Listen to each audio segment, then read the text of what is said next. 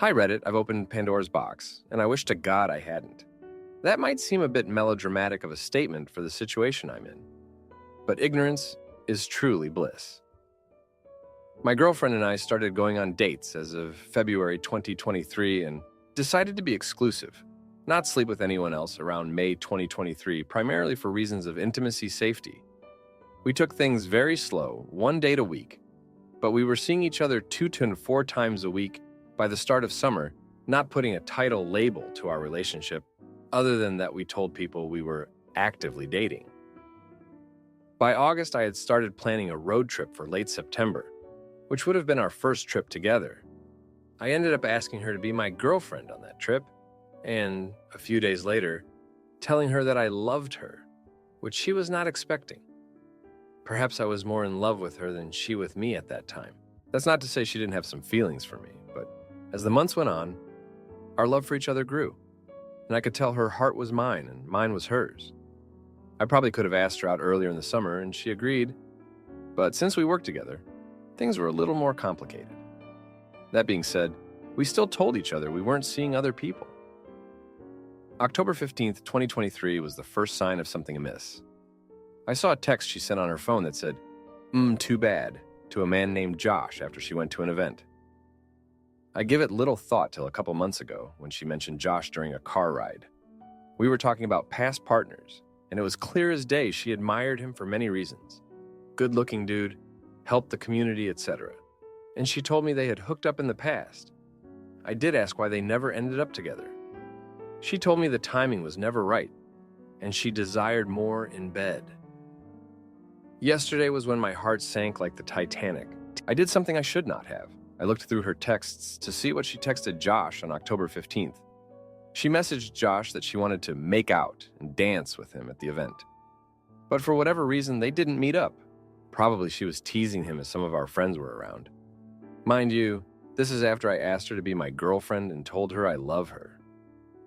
I also found out that they had hooked up multiple times between April and August, sending each other sexy messages, which sent me down an emotional spiral. On October 29th, 2023, Josh texted her if she wanted to hang, but my girlfriend replied that she was seeing someone. He seemed happy for her. They have not had contact since. I know I betrayed her trust by looking through her phone. That was not cool at all. But this newfound knowledge is eating away at me, obviously as it's super fresh. I would not have such an issue with her seeing other guys while we were dating if we didn't put the exclusive tag on our relationship. This Valentine's Day, she wrote me this heartfelt card about how much I mean to her, how the greatest gifts I could give to her was seeing her as an equal partner without double standards or stipulations, and my endless patience and affection. I keep reading and reading and reading the card, hoping I can forget about her and Josh. It really does feel like our relationship has deepened the past few months. I can tell she is fully dedicated to me now. Maybe I'm a total idiot. You tell me. I could use a sober perspective. Do I bring this up to her? How should I do that? Or if I can let it go, should I just forgive and forget? Help me, Reddit. My heart is momentarily in your hands. Sincerely, a sad dude. I don't know if they hooked up in October, but they did on August 8th. I have the evidence. Now, for a few comments before the update. Comment 1. If you're worried about betraying her trust for looking through her texts, remember that she had already betrayed your trust by running around with another man behind your back. For FK's sake, you already had the exclusive talk, so you could call what she did cheating. Personally, I'd dump her. Life's too short to spend it with someone who was that eager to two-time you. Good God, it's the easiest thing in the world to not sleep with someone else when you're with a person. Comment 2. Josh didn't want anything more than an intimacy partner. She wanted more and tried to give him what he wanted, hoping she would get what she wanted even 5 months into your exclusive relationship. Josh still didn't want anything more from her, so she stayed with you and ended things with him. She was cheating on you, and she betrayed your trust. Now, for the update. Hey Reddit, it's been a week since I dropped my last news about my girlfriend and her texts with Josh. I wish I could say things have settled down, but buckle up because this ride has only gotten crazier. So, after I found those texts, I was a mess. I couldn't eat, couldn't sleep, and every time I looked at her, my mind raced back to Josh. I decided I had to confront her, but before I could, she surprised me with tickets to a concert of my favorite band. It was something I'd mentioned wanting to go to months ago, and she remembered. It was a sweet gesture, and for a moment I forgot about the whole mess. But then, at the concert, guess who we bumped into? Josh. My heart dropped to my stomach. He was there with some friends, and the way he looked at her, I knew something was up. They exchanged awkward hellos, and I could tell she was nervous.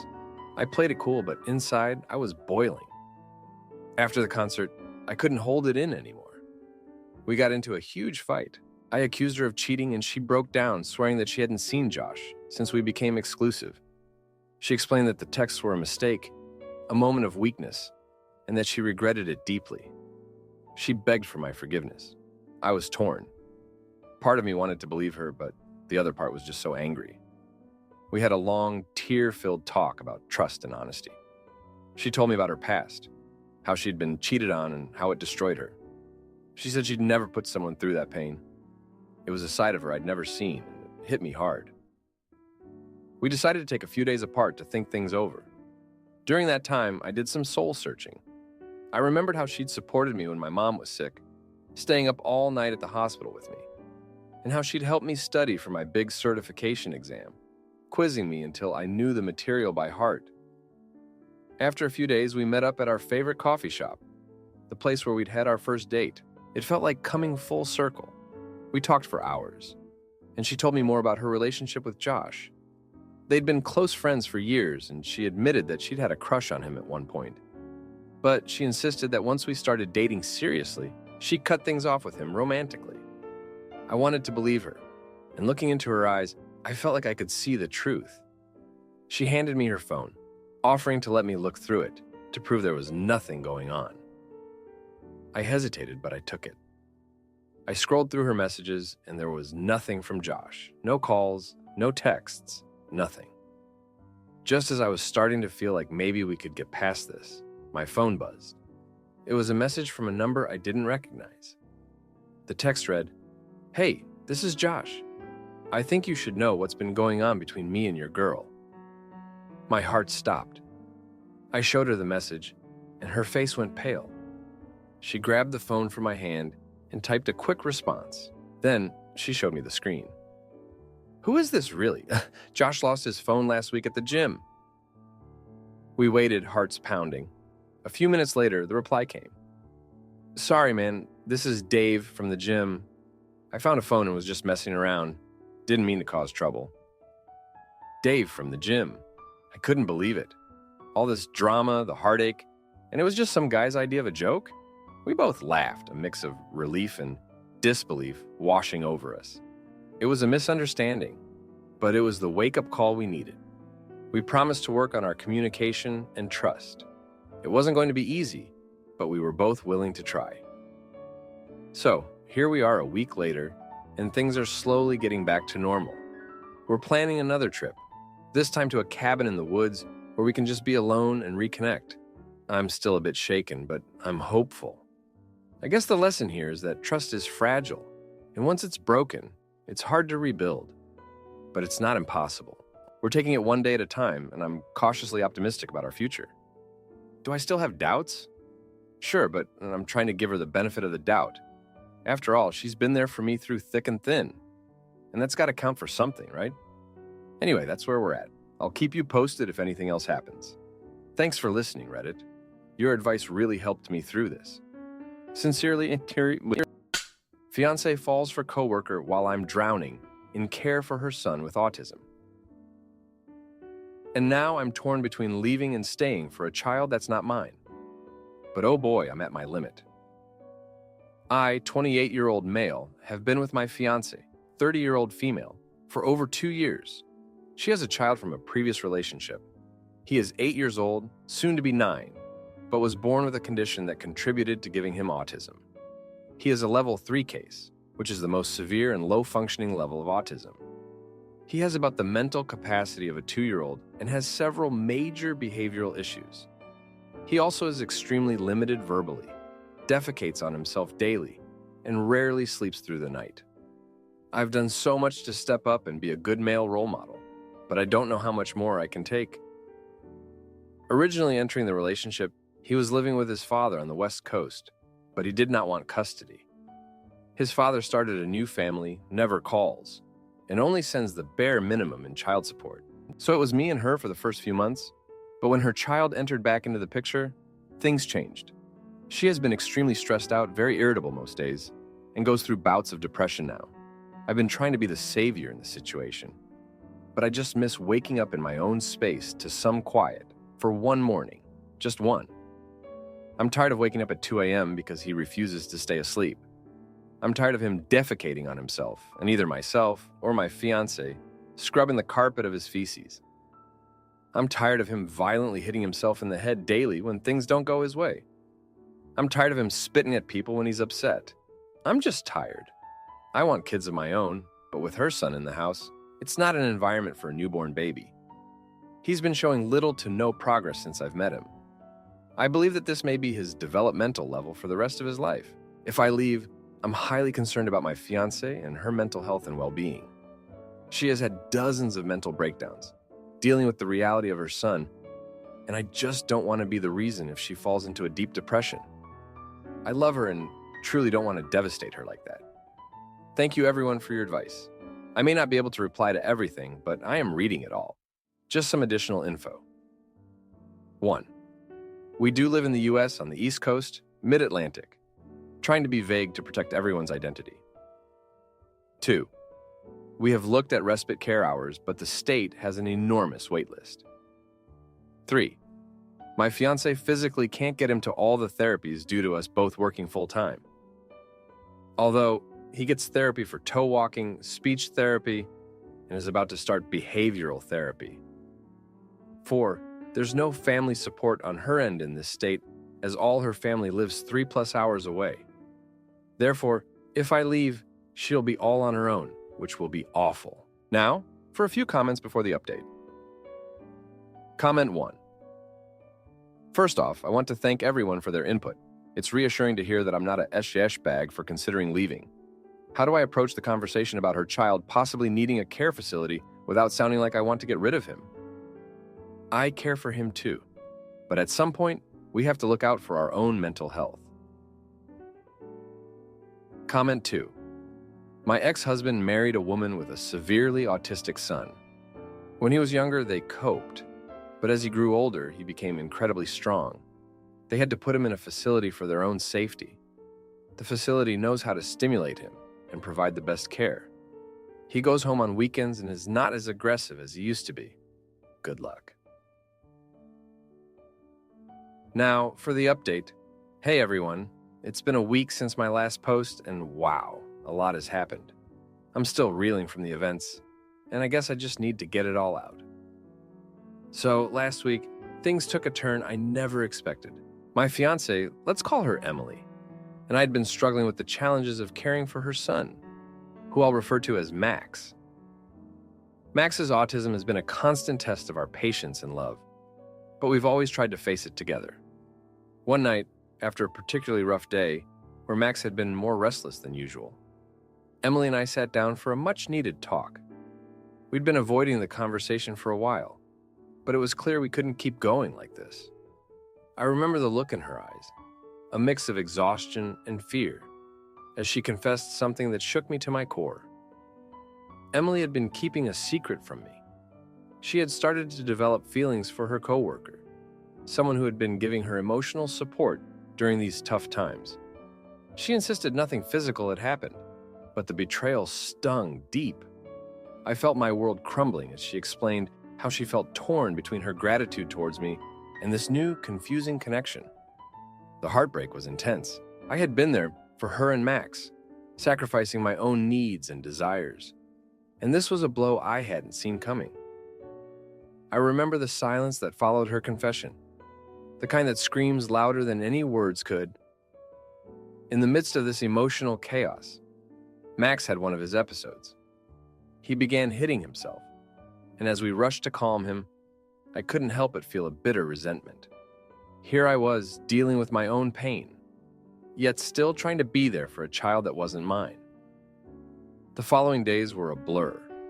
Emily and I were walking on eggshells around each other, both of us lost in our own turmoil. She tried to apologize, to explain that her feelings were just a result of the stress and that she truly loved me. But something had shifted inside me. I started to recall the early days of our relationship, before Max came to live with us. Emily had been vibrant and full of life, and I had fallen for that spark in her. But as the reality of her son's condition set in, that spark had dimmed. I realized that I missed the woman she used to be, and I wasn't sure if that woman was coming back. Meanwhile, Max's behavioral therapy had started, and it was a rough adjustment. The therapist was patient, but Max's outbursts were frequent and intense. It was during one of these sessions that I had a moment of clarity. I saw Max struggling, and I felt a profound sadness for him. He didn't ask for any of this, and yet he was caught in the middle of our crumbling relationship. Emily's family, who lived hours away, had always been a distant support. They'd send encouraging messages and offer to help when they could, but the physical distance made it hard for them to be involved. I knew that if I left, Emily would be even more isolated. As the week progressed, Emily and I tried to find our footing again. We had long discussions about our future, about what we both wanted and needed. It was during one of these talks that Emily broke down. She admitted that she was scared of being alone, of not being able to handle Max by herself. Her vulnerability was heart-wrenching, and I felt torn between my love for her and my own need for peace. The tension in the house was palpable. Max could sense it too, and his behavior became more erratic. The nights were the hardest, with his sleep disturbances leaving us both drained. I found myself longing for the quiet mornings I used to have, the solitude that now seemed like a distant dream. As the week came to a close, Emily and I faced a difficult decision. We knew that things couldn't continue as they were, but the thought of giving up on us, on the family we had tried to build, was overwhelming. We were at a crossroads, with each path leading to an uncertain future. I wish I could say that we found a solution, that we overcame this hurdle and emerged stronger. But the truth is, we're still figuring it out, one painful step at a time. The love I have for Emily is battling with the heartbreak of her emotional betrayal and the exhaustion from the challenges we face with Max. Wife cheats with coworker and uses secret credit card in my name. So I'm torn between fixing marriage or divorcing her, but then I find out she blames me. I, 25-year-old male, just found out my wife, 21-year-old female, was cheating on me tonight. I first noticed things around a month ago. It started off with late-night drives when I would fall asleep, which I thought nothing of since she works nights, sleeping on the couch instead of the bed, not wearing her wedding ring anymore, turning off her location, and odd behavior, not wanting to talk to me or seeming to ignore me for the day. Yesterday, she was supposed to go out with some friends for drinks. I noticed she didn't go and seemed upset. I asked her why she didn't go, and she told me that her friend canceled on her. I asked who, and she told me not to worry about it. I insisted that she tell me, but I gave up because she refused to tell me. At this point, something started to seem more off. I went to take a shower, and we almost always shower together, but she didn't join. I get done, and as soon as I am done, she immediately goes to get in the shower. When she is done, I again insist that she tells me who she was going with, and eventually she tells me it was a friend from work. She gave me the name of who it was, and I didn't have any idea who he was or that he existed until now. She immediately explains there's nothing intimacy or anything of that nature, but to grow their friendship. I thought it was odd that she didn't want to tell me about going out with another guy alone to get drinks, but didn't bring it up any further that night.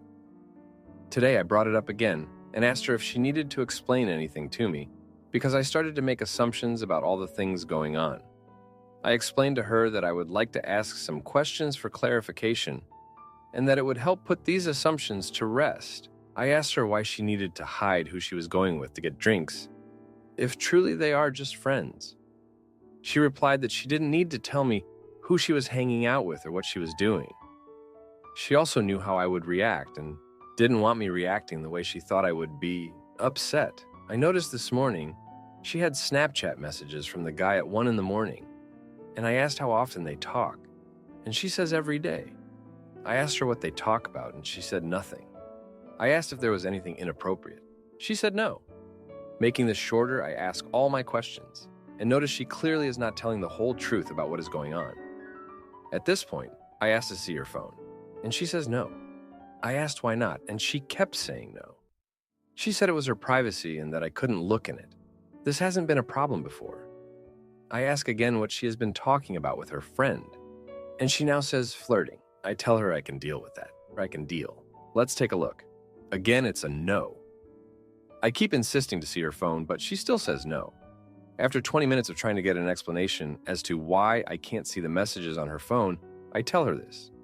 Why would you throw all this away if you are telling the truth? So either let's see what the messages say or divorce. She said no. I said that's not an answer. She told me if you see what's on there, then you will divorce me. I was heartbroken and confused. She made it clear that she would rather have a divorce than let me see what was on the phone.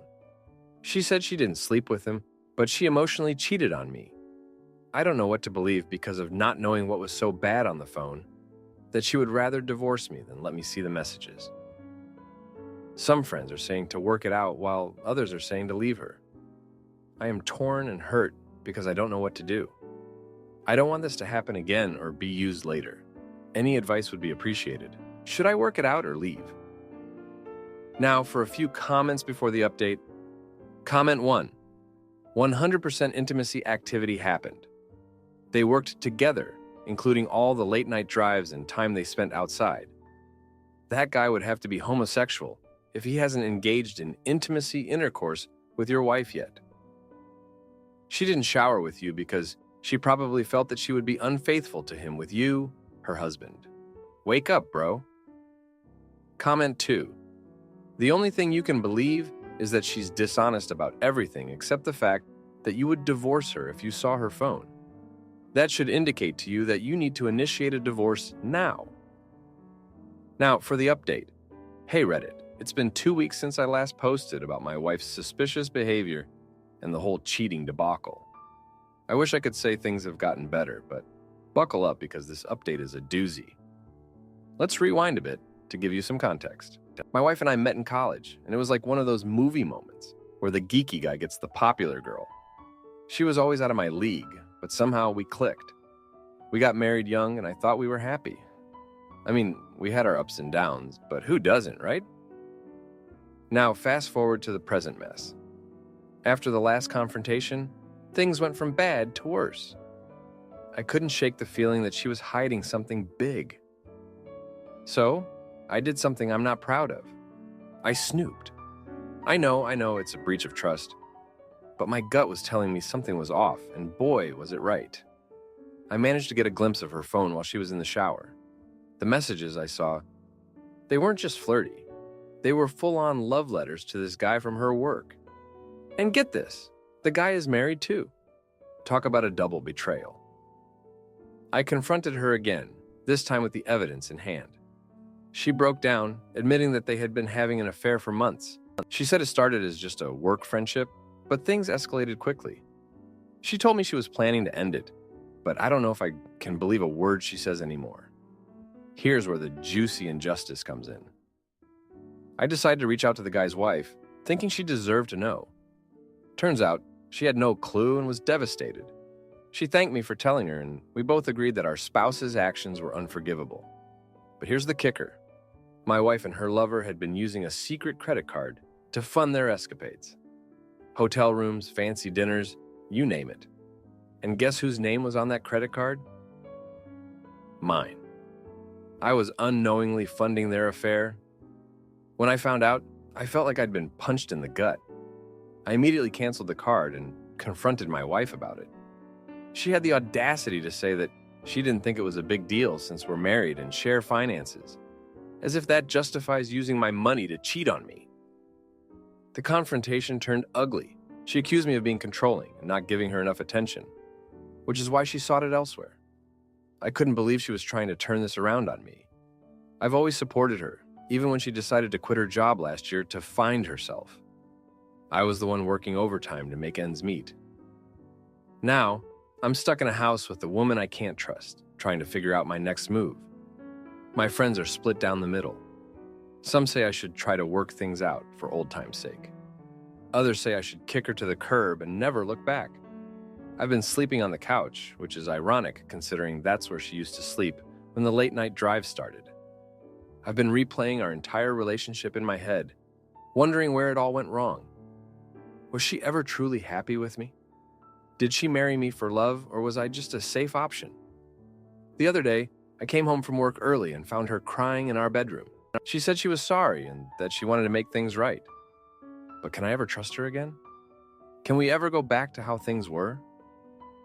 I've started looking into divorce lawyers, but part of me is still clinging to the hope that we can fix this. I'm torn between my head and my heart.